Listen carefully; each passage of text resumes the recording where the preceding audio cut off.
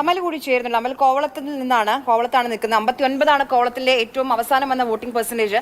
അമൽ, ഉച്ച കഴിഞ്ഞ് എന്താണ് സ്ഥിതി അവിടെ?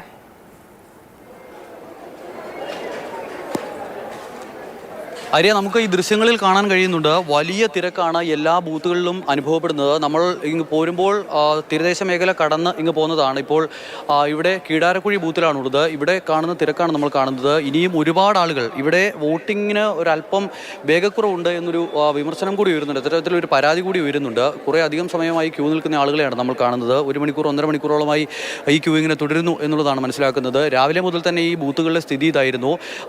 പോളിംഗ് പെർസെൻറ്റേജ് ഇപ്പോൾ നിയോജകമണ്ഡല അടിസ്ഥാനത്തിൽ വരുമ്പോൾ നമുക്ക് മനസ്സിലാക്കാൻ കഴിയുന്നൊരു കാര്യം, പാറശാല തിരുവനന്തപുരം നഗരത്തിലുള്ള മണ്ഡലങ്ങളിലാണ് താരതമ്യേന കുറവ് എന്ന് പറയാൻ കഴിയില്ല, താരതമ്യേന കുറവ് പോളിംഗ് രേഖപ്പെടുത്തിയിരിക്കുന്നത്. നേമത്ത് 57% പോളിംഗ് ഉണ്ടായിരിക്കുന്നു.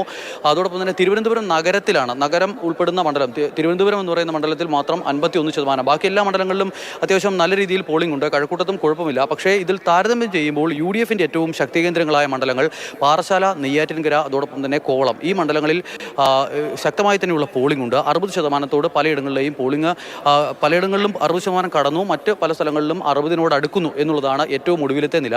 ഇത് ഇനിയും മുന്നോട്ട് പോകും എന്നുള്ളതാണ് മനസ്സിലാക്കാൻ കഴിയുന്നത്. നേരത്തെ പ്രശാന്ത് പറഞ്ഞതുപോലെ തന്നെ നേരത്തെ ഈ വന്നിരുന്ന രാവിലെ ഉണ്ടായിരുന്ന ഒരു ചിത്രം എന്ന് പറയുന്നത്, എല്ലാ ബൂത്തുകളിലും രാവിലെ കുറേ ആളുകൾ വന്ന് വോട്ട് ചെയ്ത് പോയി എങ്കിൽ ചില പ്രത്യേക വിഭാഗങ്ങൾ കൂട്ടമായി വൈകുന്നേരം വോട്ട് ചെയ്യാനായി ബൂത്തിലേക്ക് എത്തുന്നു എന്നുള്ളത് തന്നെയാണ്. അതായത് ലത്തീൻ സഭയ്ക്കും മറ്റ് മുസ്ലിം സമുദായ സംഘടനകൾക്കുമൊക്കെ കൃത്യമായ സ്വാധീനം എല്ലാ കാലത്തും ചൊലുത്താൻ പോരുന്ന മണ്ഡലങ്ങൾ കേന്ദ്രീകരിച്ചുള്ള ബൂത്തുകളിൽ നിന്നും കൂട്ടത്തോടെ ആളുകൾ ബൂത്തിലേക്ക് വൈകുന്നേരമാകുമ്പോൾ എത്തുന്നു എന്നുള്ളതാണ് ഈ വൈകുന്നേരത്തെ ഒരു ചിത്രം പൊതുവെ പറയാൻ കഴിയുന്നത്. അത്തരത്തിൽ ആണ് ഇവിടുത്തെ ചിത്രം. ഇവിടെ ഇപ്പോൾ വോട്ട് ഇങ്ങനെ ഇത്രയും വലിയൊരു ക്യൂ കാണാൻ കാരണം എന്ന് പറയുന്നത് ഇവിടെ കുറച്ച് വേഗത കുറവ് പോളിംഗിനുണ്ട് എന്നുള്ളത് കൂടി കണക്കിലെടുക്കേണ്ടതുണ്ട്.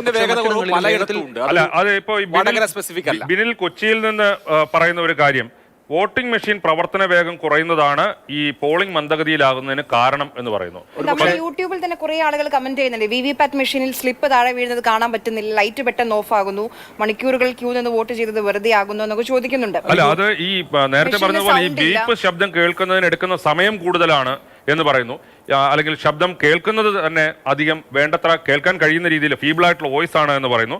ഇത്തരത്തിൽ പക്ഷേ ഇത് ഈ ഉച്ച കഴിയുമ്പോൾ എങ്ങനെ ഇത് സംഭവിക്കും? രാവിലെ നന്നായിട്ട് പ്രവർത്തിച്ചോണ്ട് എനിക്ക് തോന്നുന്നു കൂടുതൽ വോട്ടർമാർ കൂട്ടത്തോടെ എത്തുന്ന സമയത്ത് അതിനനുസരിച്ച് പോളിംഗ് നടക്കുന്നില്ല. അങ്ങനെയാണെങ്കിൽ ഇത് വടകര സ്പെസിഫിക് ആയ ഒരു പ്രശ്നം. അതിനകത്ത് മറ്റൊരു കാരണം കൂടെ, നമ്മുടെ നാട്ടിലെ ചൂട് കാലാവസ്ഥ ഒരു കാരണമുണ്ട്. ഉച്ചയ്ക്ക് ശേഷം വെയിൽ താന്നു കഴിയുമ്പോഴത്തേക്ക് ആളുകൾ കൂടുതൽ എത്തുന്നു. ആ കൂടുതൽ ആൾ എത്തുന്നതിനനുസരിച്ച് വേഗത്തിൽ പോളിംഗ് നടക്കുന്നില്ല എന്നുള്ളത് ഒരു പ്രശ്നമാകാം.